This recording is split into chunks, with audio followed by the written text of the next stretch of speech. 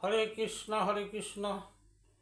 কৃষ্ণ কৃষ্ণ হরে হরে, হরে রাম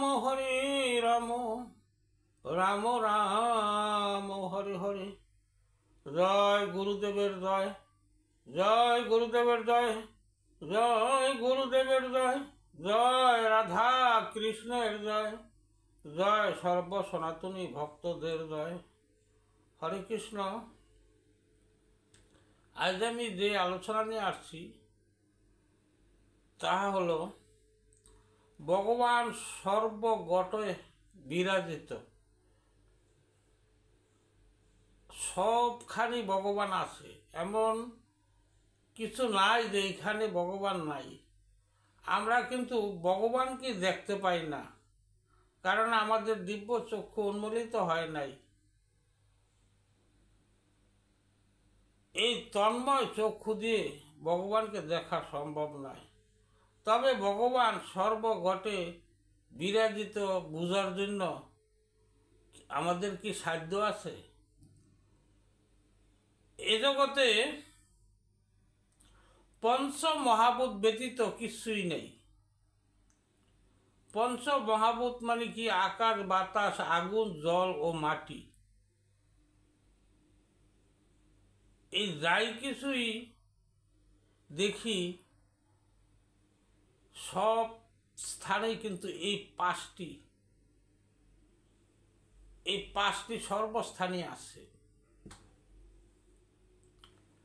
এই পঞ্চ মহাভূত ছাড়া জগৎ কিন্তু মিথ্যা।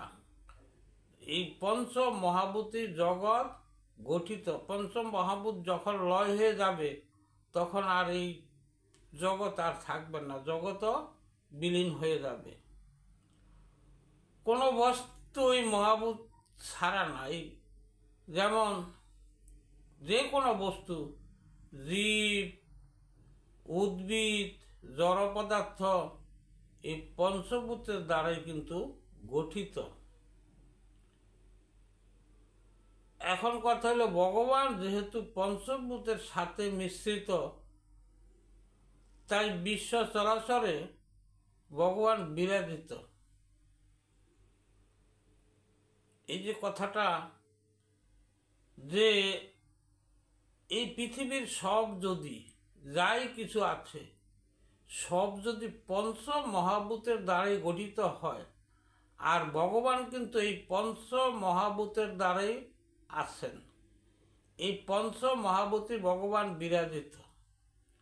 এখন কথা হইল, যদি পঞ্চ মহাভূত দ্বারা যদি এই জগৎ সব কিছু যত কিছু আছে, স্থায়ী অস্থায়ী যত কিছু আছে, স্থাবর অস্থাবর চরাচর যাই দেখি আমরা, তার ভিতরেই ভগবান আছে।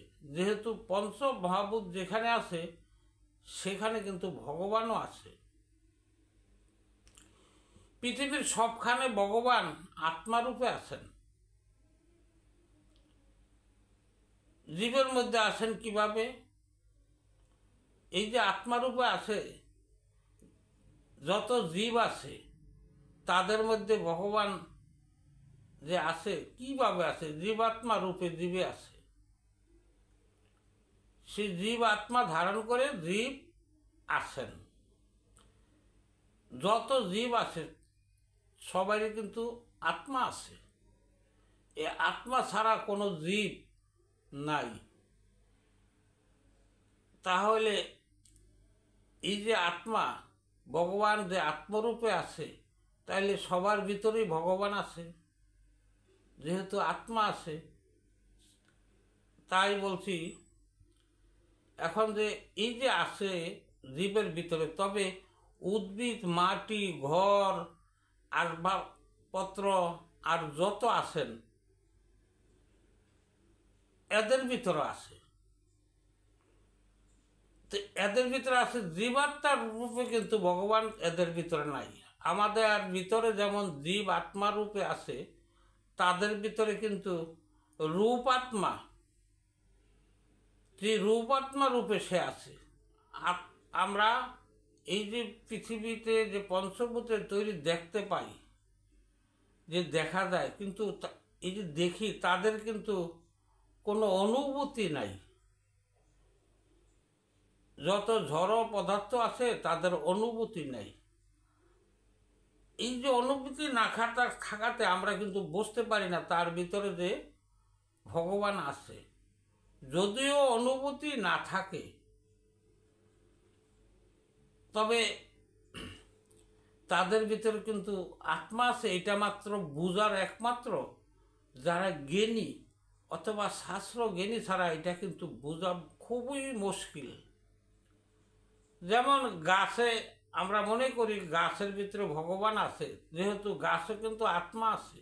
নইলে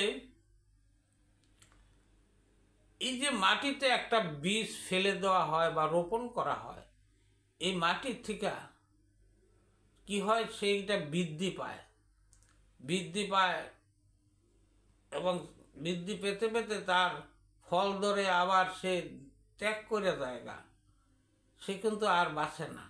এই যে যতদিনই বাঁচে আর এই যে বৃদ্ধি পাইল, জীবও কিন্তু শিশু হইয়া ধীরে ধীরে যৌবন কিশোর হইতে হইতে বৃদ্ধ হয়। তদ্রূপ গাছও বা এরাও কিন্তু এরকম হয়েই থাকে। তাহলে আমরা বুঝতে পারি এর ভিতরও ভগবান আছে, কারণ তাদের ভিতরে আত্মা আছে, তবে তাদের অনুভূতি নাই। এটা বুঝার একমাত্র কাদের জন্য পারে, যারা জ্ঞানী তারাই একমাত্র বুঝতে পারে। এখন মনে করেন যদি গাছ তো আছে, এক টুকরা গাছের কাষ্ঠ যদি এই তাতে যদি তার ভিতরে কিন্তু আত্মা আছে। একটা কাঠ, ইটা, বালি যতই কিছু দেখি না কেন, এখন কাঠের টুকরাটার ভিতরে যে আত্মা আছে, এই আত্মা যদি না থাকতো, কাঠের টুকরার ভিতরে যে আগুন দিলে জ্বলতেন না। এই যে আগুন দিলে জ্বলে, আগুন একটা পঞ্চ মহাভূত, তাইলে এর ভিতরে কিন্তু ভগবান আছে, এটা বোঝা কিন্তু দুঃসাধ্য। যদি না থাকতো তাইলে এটা কিন্তু জ্বলতো না। তাদের ভিতরে কিন্তু আত্মারূপে নাই, তারা কিন্তু আত্মা, তাদের কিন্তু আত্মা নাই। কিন্তু এই তারাও কিন্তু এই যে রূপাত্মা রূপে আমরা দেখি, এই রূপে কিন্তু তাদের আত্মা আছে। তাই ভগবান ওইখানেও বিরাজ করে। এখন কথা হলো পঞ্চভূতের গুণে এই যে কাঠে আগুন দিলে পুড়ে যায়, যেহেতু পঞ্চভূতের সাহায্যে, তাই কাঠে আত্মা আছে। তাহা আত্মা হইল রূপ আত্মা।